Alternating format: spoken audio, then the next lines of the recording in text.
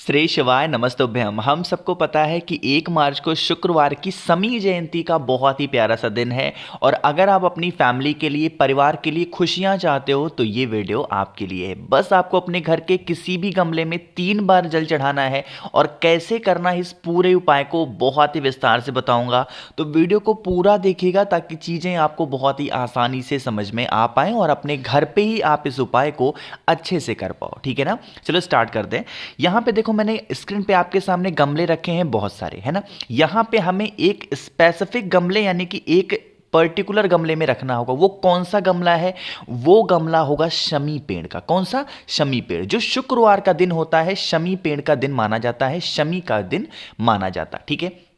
अब काफ़ी लोग कहेंगे भैया हमने अपने घर के गमले में नहीं लगाया है, हमने ज़मीन में लगाया है। जहाँ पे भी आपने अपने घर में शमी का पौधा लगाया है वहाँ पे जाएंगे। वहाँ पर जाने के बाद में एक छोटा सा काम करेंगे। आपको लेना होगा हल्दी, पिसी हल्दी लोगे, बस 1 चुटकी लेना, बहुत ज़्यादा नहीं लेना है। 1 चुटकी पिसी हल्दी लोगे, साथ ही साथ तांबे का लोटा लेंगे जिसमें जल भरेंगे। ध्यान रखेंगे हल्दी को इस जल के अंदर बिल्कुल भी नहीं डालेंगे, एक भी बूंद, है ना। कलश को उठाएंगे, 1 चुटकी हल्दी उठाएंगे। शाम के टाइम पे प्रदोष काल में शमी पेड़ की जड़ में आपको उस हल्दी की 1 चुटकी डालनी होगी, समर्पित कर देना होगा। ठीक है। कैसे समर्पित करोगे? अब यहां पे समर्पित जब करना होगा तो जो इंसान आपके घर में परेशान रहता है बहुत ज्यादा, उस इंसान का नाम और गोत्र बोल करके शमी पेड़ के नीचे उस हल्दी को डाल देना, है ना। डाल दिया। अब आपके पास में एक तांबे के लोटे में जल है। समझना 3 बार जल हमें कैसे चढ़ाना है।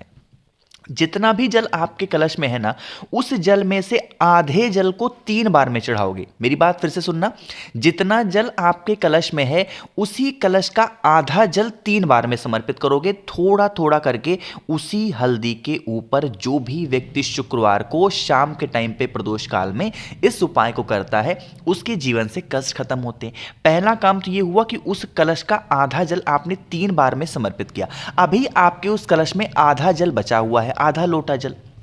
अब उस आधे लोटे जल को जो भी आपके घर के आसपास में या फिर आपके घर में ही महादेव का कोई शिवलिंग हो, फेस रखेंगे उत्तर दिशा, 9 डायरेक्शन, और उसी कलश को का जो जल होगा वो 5 बार में महादेव के शिवलिंग के ऊपर समर्पित कर देना। जल यहाँ पे समर्पित कर देना। आपके घर की जितनी समस्याएं होंगी ना, वो सारी समस्याएं आपके घर की खत्म जरूर होंगी। ठीक है। करिएगा सभी लोग इस शुक्रवार के दिन इस बहुत ही प्यारे से उपाय को। ठीक है। यहाँ पे हम लोगों ने पहले उपाय की बात कर ली है। आगे बढ़ते हैं। अब इस वीडियो में हम लोग अपने दूसरे उपाय की तरफ, जो कि हमें करना होगा बेलपत्र से। और बहुत ही ज़्यादा आसान, बहुत ही ज़्यादा इफेक्टिव उपाय है, क्योंकि यह उपाय होगा बीमारी को लेके। किसको लेके? बीमारी को। और एक चीज़ का और ध्यान रखेंगे, इस उपाय को करते टाइम हमें महादेव का एक बहुत ही विशेष नाम बोलना है। समझाता हूँ कौन सा नाम है। सबसे पहले उपाय समझो। आपको लेना होगा 1 बेलपत्र, बहुत ही सुंदर सी प्यारी सी। साथ ही साथ आपको लेना होगा घी। जो घी लोगे वो गौ माता के दूध से ही निर्मित होना चाहिए, ऐसा वैसा घी मत लेना। ठीक है। घी लेंगे और घी को क्या करना होगा, ये जो पोर्शन आपको यहाँ पे दिख रहा है ना, जो डंडी के बीचों बीच में स्पेस होती है, तीनों पत्तियों के बीच में 1 मिनट, ये वाला, इसी जगह पे आपको घी का लेपन करना। और ऐसे का ऐसा ही बेलपत्र को उठाएंगे, एक तांबे के लोटे में जल भर लेना और पहुंच जाना महादेव के शिवलिंग के पास में। सुबह दोपहर शाम कभी भी जाओ। ठीक है। पहुंचेंगे, जो एक बेलपत्र है जिस पे घी लगाया है, महादेव के शिवलिंग के ठीक ऊपर पहले समर्पित कर देना।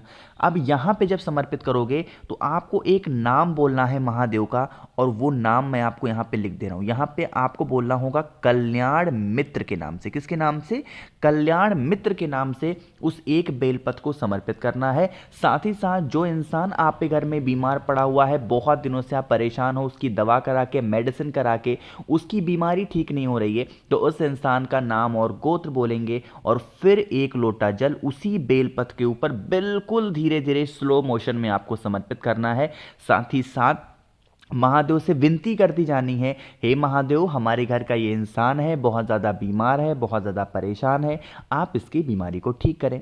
इतना सब कुछ करने के बाद में जो बेलपत्र आपने महादेव के शिवलिंग के ऊपर समर्पित किया था, इसको उठा लेना। उठाने के बाद में आप इसे लेके अपने घर चले जाना। जो भी इंसान बीमार होगा उस बेलपत्र के एक एक पत्ती को निकाल करके उसे कल्याण मित्र के नाम से खिला देना। अगर खाने में मुंह में छाले निकलते हों तो आपको उसको अच्छे तरीके से कूट लेना है, पीस लेना है, किसी में मिला के दे दो या फिर कैसे भी बस खिलाना होगा कल्याण मित्र के नाम से। ठीक है, करिएगा ज़रूर। तो यहाँ पे हम सभी लोगों ने 2 उपाय की बात कर ली है।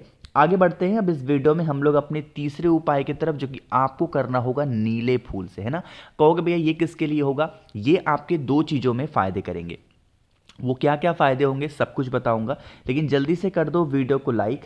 जितने भी भाई बहन मेरी आवाज़ पहली बार सुन रहे हैं, चैनल को ज़रूर सब्सक्राइब करिएगा। ठीक है, चलो समझने की कोशिश करते हैं। यहाँ पे आपके सामने स्क्रीन पे दिख रहा होगा नीला फूल, लेकिन सबसे पहले फ़ायदे समझो। इसके 2 फायदे मैंने बताए। पहला फ़ायदा तो ये है कि आप इससे किसी का क्रोध, किसी का गुस्सा कंट्रोल कर सकते हो, यानी कि मतलब वो बहुत गुस्सा करता होगा ना, तो धीरे धीरे करके शांत होगा, पहला। दूसरा, आपके घर में अगर किसी को बहुत नज़र लगती है या बीमार इंसान पड़ता है तो भी कर सकते हैं। अब यहाँ पे जो मैंने स्क्रीन पे आपको नीला फूल दिखाया ना, कोई ज़रूरी नहीं कि आप यही नीला फूल लो, नहीं। आपके घर के आसपास में जो भी नीला फूल मिल जाए, कोई भी एक नीला फूल लेंगे। ठीक है, नीले फूल को लेंगे और आपको फिर लेना होगा इस तरीके से हल्दी, है ना। हल्दी को लेने के लिए पाउडर बनाओगे, खड़ी हल्दी को पीस करके, बहुत ही थोड़ा सा लेना है, ज़्यादा नहीं लेना। और अपने घर से एक छोटी सी कटोरी लेंगे। इस कटोरी में आपको डालना होगा जो आपने हल्दी बनाया है ना, उस हल्दी को इसमें डालोगे, और जो नीला वाला फूल है उस नीले वाले फूल को भी इसी हल्दी में डुबा देना, है ना। इस कटोरी को उठाएंगे, लेके चले जाना महादेव के मंदिर में। जैसे ही पहुंचोगे, दर्शन किसके होंगे? नंदी बाबा के होंगे कि नहीं होंगे? हमें सबको पता होगा कि नंदी बाबा का जो एक पैर होता है ना, वो उठा हुआ होता है।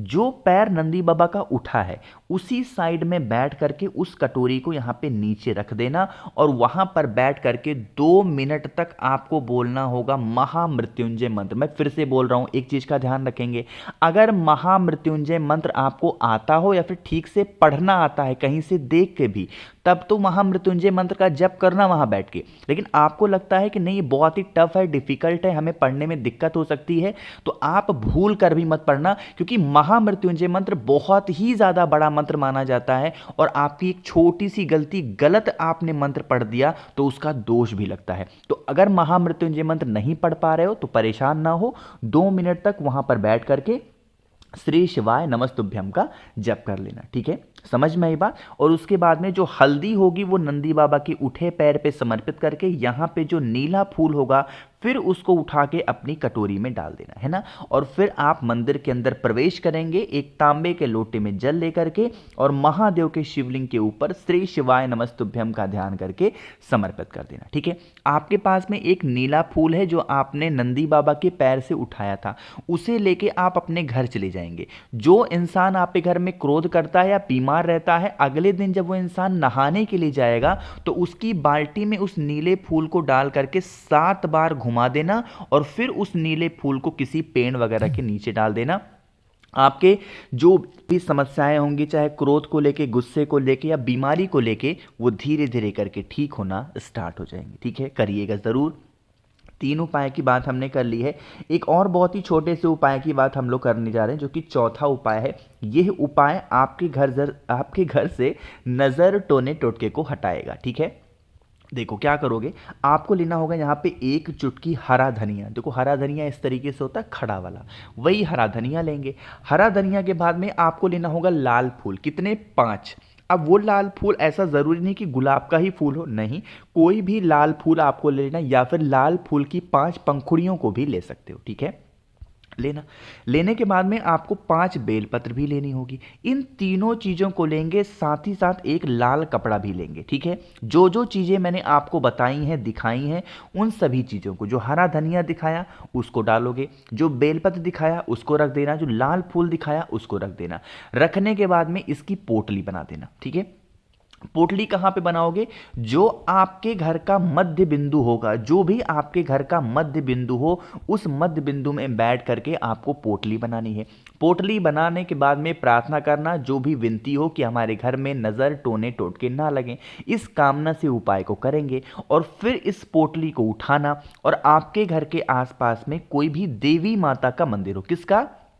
कोई भी देवी माता का मंदिर हो, उनके मंदिर के पीछे लेके जाएंगे और उस पोटली को वहां पे रख करके और चुपचाप अपने घर की तरफ चले जाएंगे। देखो, इस उपाय को करने से आपको बहुत सारे फायदे होंगे। अगर आपके घर में नजर लगती होगी ना, तो आपके घर में क्रोध बढ़ता होगा, आपके घर में लोग बीमार पड़ते होंगे, आपके घर के लोगों की मनोकामनाएं पूरी नहीं होती होंगी, उनकी इच्छाएं पूरी नहीं होती होंगी और आपका घर हमेशा परेशान होता होगा। तो आप इस उपाय को करके देखिएगा, जिससे आपकी फैमिली में, परिवार में हमेशा खुशियां बनी रहे, कभी भी किसी को कोई भी दिक्कत ना हो पाए। ठीक है, तो यहाँ पे हम लोगों ने शुक्रवार की शमी जयंती पे करने वाले 4 उपाय की बात की है। कोई भी उपाय आप कर सकते हैं, मन हो चारों कर लो, मन हो एक करो, ये आपके ऊपर डिपेंड करता। मैंने तो कोशिश की अपनी तरफ से अच्छा समझाने की। अगर आपको मुझसे वीडियो कॉल पे या फोन पे बातें करनी है, नीचे ज्वाइन का बटन आपको दिख रहा होगा, उस पर क्लिक करके आप हमसे बहुत सारी बातें कर सकते हैं। और जितने भी भाई बहन मेरी आवाज़ पहली बार सुन रहे हैं, चैनल को सब्सक्राइब करेंगे और वीडियो को लाइक सभी को करना है। श्री शिवाय नमस्तुभ्यम।